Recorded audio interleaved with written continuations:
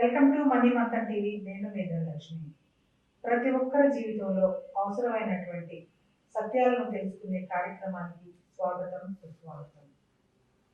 జీవితాన్ని సరి చేసుకోవడం అవసరమా అనే కార్యక్రమంతో ఇప్పుడు మీ ముందుకు వస్తూ ఉన్నాము. అందరికీ నమస్కారం. సార్, జీవితాన్ని సరి చేసుకోవడం ప్రతి ఒక్కరికి అవసరం అంటారా?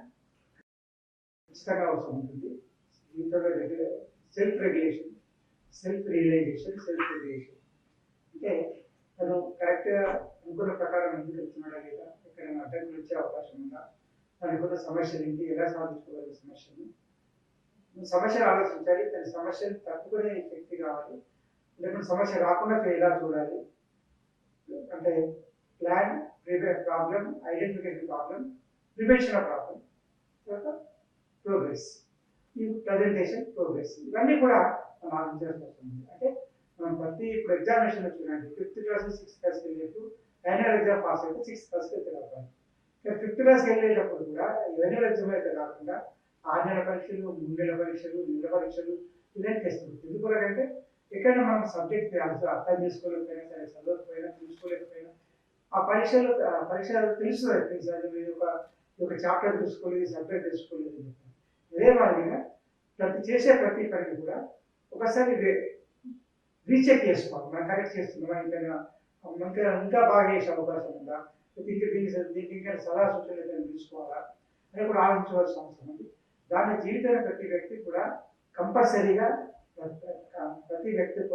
చేసే పనిలో కూడా ప్రయోజనం, ప్రగతి ఎలా ఉంది, అనుకున్న విధంగా ఉందా, స్లో ఉందా, ఇంకా ఫాస్ట్గా వెళ్ళే అవకాశం ఉందా అనే ప్రతి వ్యక్తి కూడా సెల్ఫ్ రియలైజేషన్, సెల్ఫ్ రెగ్యులేషన్ అంటే ఎదుటో చెప్పకముందే మనకు దిద్దుకునే అవకాశం ఉన్నప్పుడు అలాంటి దిద్దుకునే అవకాశం క్రమశిక్షణ ద్వారా సాధ్యమవుతుంది.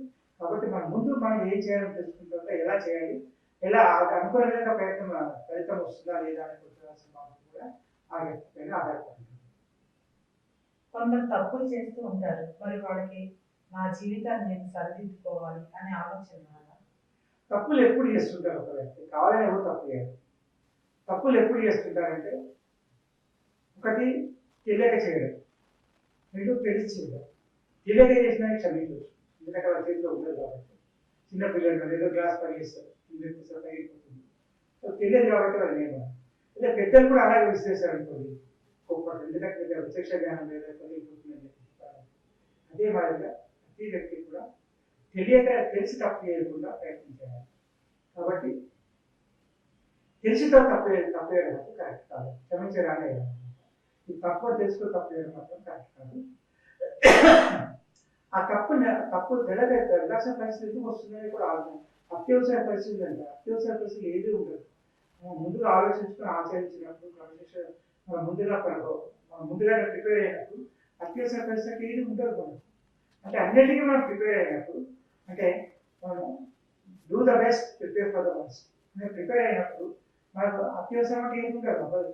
తప్పు చేసిన అవసరం కూడా కలిగే అవకాశం కూడా ఉంది. కానీ తప్పు చేసిన అవసరం వస్తుందంటే మనం ఎక్కడో మనకున్న వీక్నెస్, మనకున్న బలహీనత తప్పు చేస్తుంది. ఆ వీక్నెస్ మనం కప్పించుకోవడానికి, లేకపోతే బలహీనతను కప్పించుకోవడానికి ఏదో తెలియజేసాం, తెలియజేసాం, పొరపాటు జరిగిందని చెప్పుకోవడం.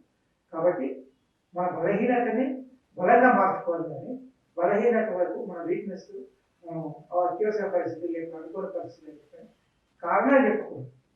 కాబట్టి మన బలహీనతను రాకుండా చూడాలి. బలంగా తయారు కావాలి, బలహీనత ఉండకూడదు. ఆ బలంగా తయారు కావాలంటే మనము దానికి సంబంధించిన మన పెద్ద బలమైన ఇల్లు కట్టాలనుకుంటే బలమైన పునాదులు ఉండాల్సి ఉంటుంది. అదే మాదిరిగా మనకు బలంగా ఉండాలి, మనం మానసికంగా, ఆర్థికంగా, శారీరకంగా అనుకుంటే బలమైన శ్రద్ధ ఉండాలి, క్రమశిక్షణ ఉండాలి, ఆచరణ ఉండాలి. కాబట్టి ఇవన్నీ సాధించినప్పుడే మనకు